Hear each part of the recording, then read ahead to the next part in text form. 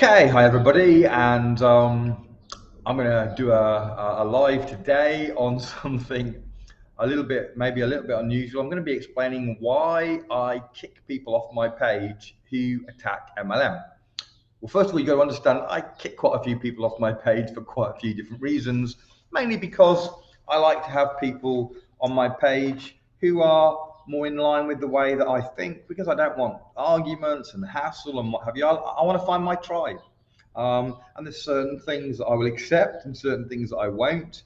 And probably it might seem strange that I would kick people off for that particular thing. So I'm going to explain why I do that and why it is a big deal to me. So first of all, before I actually start on that, let me just say that I do obviously know that there are MLM companies that I don't like. There's also people in MLM that practice it in a way that I don't like. So please don't take what I'm going to say as tacit approval of everything that goes on in the industry. I don't.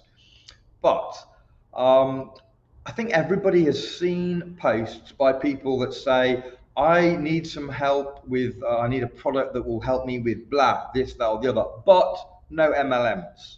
Okay, deleted. I get rid of that person. And I'm going to explain exactly why I get rid of these people. One of the reasons is that I have a low tolerance of idiots. And I think that anybody that makes a statement like that is an idiot. Okay, and I'm going to explain why. But I really do think they're an idiot to wipe out a $27 trillion industry. As I'm just made the figure out. I don't know what it is. It's massive. Whatever the industry size is, we're not going to do any business with that industry. Let me explain some stuff that you hopefully should already know, but maybe you don't. But in the natural health world, they have made it illegal to tell you about any natural health product that's going to help any disease or symptom that you have, pretty much of any health condition that you have. It's illegal for people to tell you. For example, let's say that you who are listening, there's a few people on, let's say that you went on holiday, a trekking holiday in the jungle, and met some tribe, and they taught you how, by mixing certain berries and this, that, and leaves and twigs or whatever, and you drink this potion, it's going to cure cancer within 3 days. Now, this is a hypothetical because I can't say this legally, that this is just a hypothetical situation. Right. So you don't really know to trust that, but you've got a friend at home with cancer, so you take this potion home, you give it your friend, 3 days later, the cancer's gone.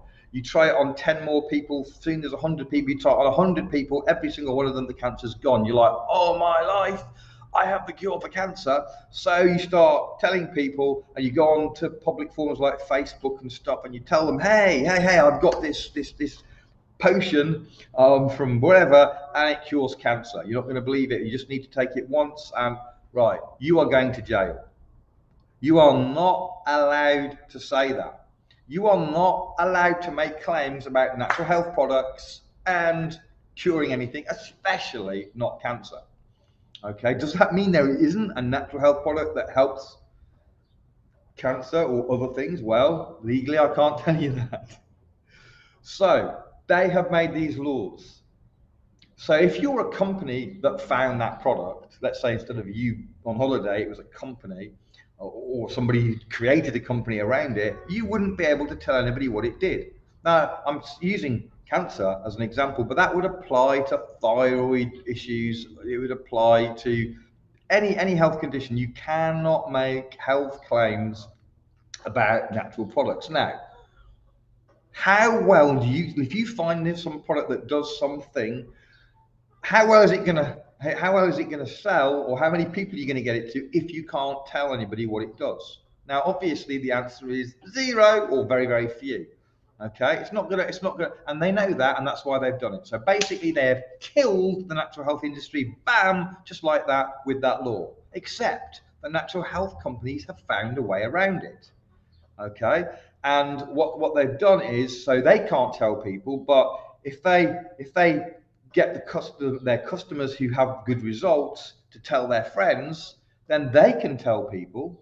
Even legally speaking, they can't, but they can get away with it on that small scale, on one-to-one conversations and stuff. So their customers who have good experiences can tell people, and so if we pay them to do that, that's a way of getting the word out that avoids, avoids the legal loopholes. So that's what they've done. So the natural health companies, but all the corporations do this as well. Amazon and all these different companies pay commissions to people to recommend various things.